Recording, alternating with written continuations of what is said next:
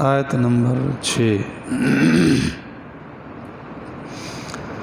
نحمدہ ونصلی علی رسولہ الکریم اما بعد اعوذ باللہ من الشیطان الرجیم بسم اللہ الرحمن الرحیم وَيَسْتَعْجِلُونَكَ بِالسَّيِّئَةِ قَبْلَ الْحَسَنَةِ وَقَدْ خَلَتْ مِنْ قَبْلِهِمُ الْمَثُلَاتُ وَإِنَّ رَبَّكَ لَذُو مَغْفِرَةٍ لِلنَّاسِ عَلَىٰ ظُلْمِهِمْ وَإِنَّ رَبَّكَ لَشَدِيدُ الْعِقَابِ صدق اللہ العظیم۔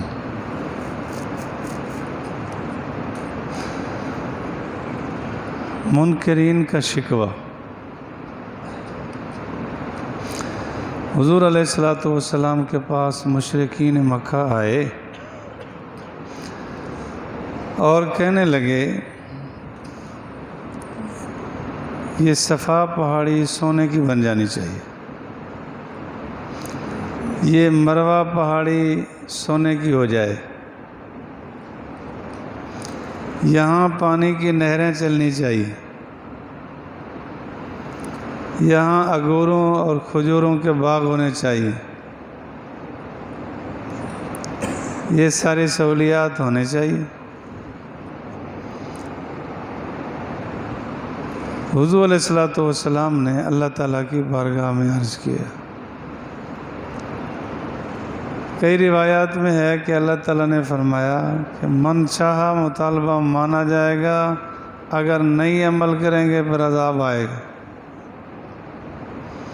تو حضور علیہ السلام نے عرض کیا کہ من چاہا مطالبہ نہ مانا جائے، عذاب بھی نہ آئے۔ جب وہ نہ بنے تو اب آئے، کہنے لگا اگر وہ نہیں کر سکتا نا تو ٹھیک ہے، روزانہ دھمکیاں دیتے ہیں، اب عذاب آ جانا چاہیے۔ جیسے آج کل ہمارا معاشرہ کہتا ہے نا، مولوی گرا جو آسمان گراتا ہے گرا لے، کر لے جو کرنا ہے۔ یہ بے خوفی ہے اللہ کے عذاب سے، استغفر اللہ العظیم۔ تو اللہ تعالیٰ فرما رہے ہیں وَيَسْتَعْجِلُونَكَ بِالسَّيِّئَةِ، وہ تجھ سے مطالبہ کرتے ہیں عذاب کا، قبل الحسنہ، راحت سے پہلے کہ راحت نہیں آتی تو عذاب آ جائے۔ جب بدر کا موقع تھا اس وقت بھی ایسا ہوا کہ ابو جہل جب نکلنے لگا بیت اللہ کی طرف گیا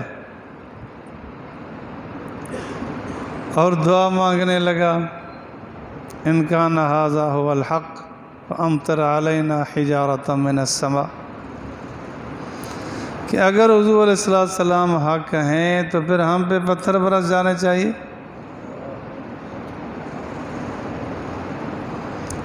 جب بدر میں گیا پھر واپس نہیں آیا، اللہ نے عبرتناک سزا دی۔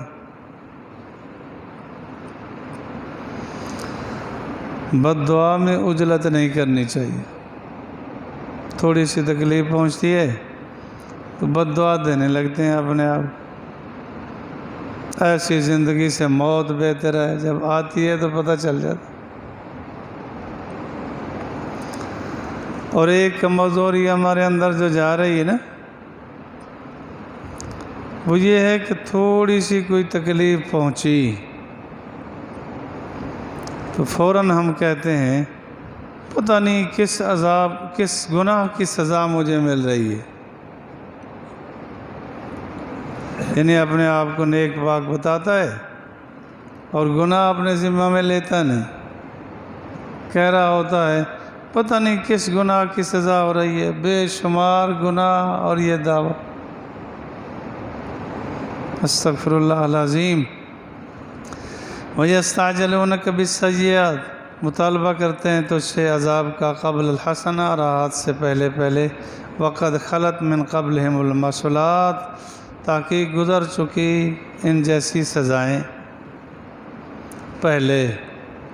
پہلے ان جیسی سزائیں گزر چکی ہیں، ان کو خیال نہیں آ رہا قابیل کے ساتھ کیا ہوا، نمرود کے ساتھ کیا ہوا، شداد کے ساتھ کیا ہوا، فرعون، ہارون، فرعون، حامان اور قارون کے ساتھ کیا ہوا، ابو جہل کے ساتھ کیا ہوا، ابو لہب کے ساتھ کیا بنا، ان کو سمجھ نہیں آ رہی۔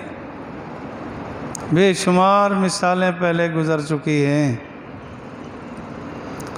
کبھی کبھی اللہ تعالیٰ ڈھیل دیتے، کبھی پکڑ بھی لیتے ہیں، پھر عبرت کا نشان بنا دیتے ہیں۔ وَإِنَّ رَبَّكَ بے شک تیرا رب لَذُو مَغْفِرَةٍ لِلنَّاسِ بخش دینے والا ہے لوگوں کو، عَلَىٰ ظُلْمِهِمْ باوجود ان کے ظلم کے۔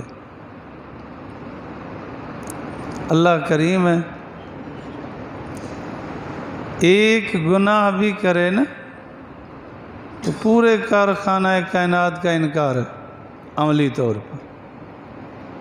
چاند اس کی خدمت میں، سورج اس کی خدمت میں، ستارے، زمین و آسمان، سارا نظام اس کی خدمت میں لگا ہے کہ سارے تیرے خادم ہیں، تو رب کا خادم بن جا۔ ایک نافرمانی کرتا ہے تو گویا ساری چیزوں کا انکار کرتا۔ ہوا ہے، آکڑ ہے، سمجھتا نہیں۔ وَإِنَّ رَبَّكَ بے شک تیرا رب لشدید العقاب سخت عذاب دینے والا ہے۔ مشرکین کو تنبیہ ہے کہ سمجھو، جو نافرمان ہے اس کو تنبیہ ہے کہ سمجھو۔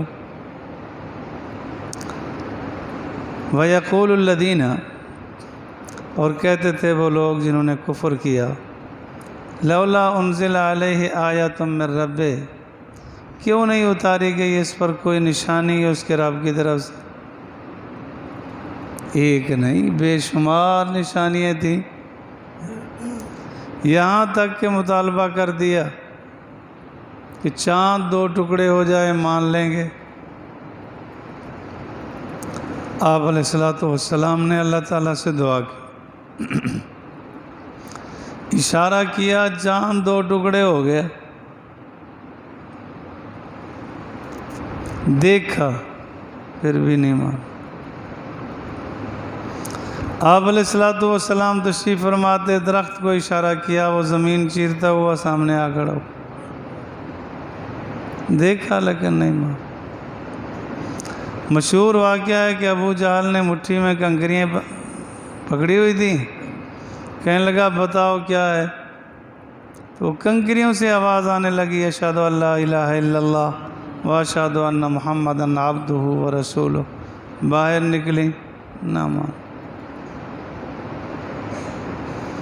کھجور کا تنا چیخا، چلایا، رویا، سنا، لیکن پھر بھی نہیں مانا۔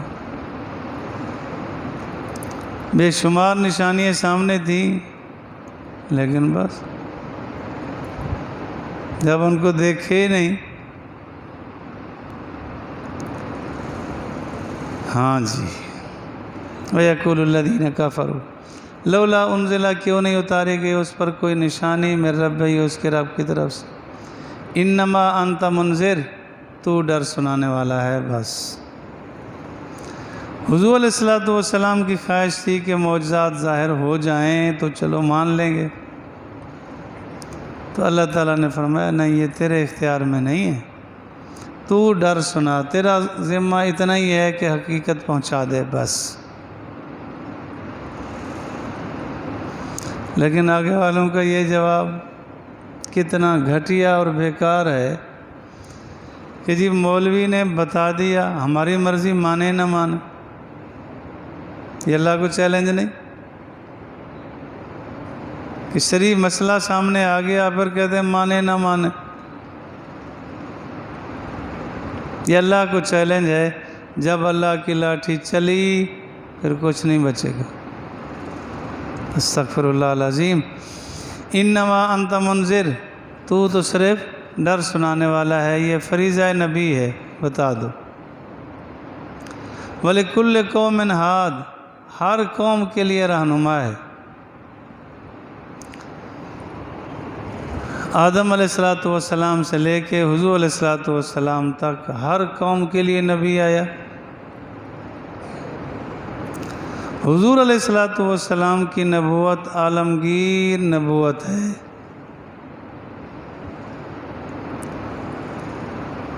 انی رسول اللہ علیکم جمیعا، قیامت تک آنے والوں کے لیے حضور علیہ السلام نبی ہیں۔ جہاں نبی آیا، جہاں نبی نہیں آیا تو نائبین نبی آئے،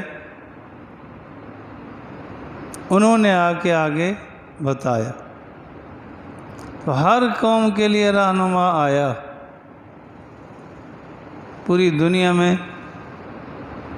ضرور علماء صلحاء دین پہنچانے والے موجود ہیں، تو پہنچا رہے ہیں۔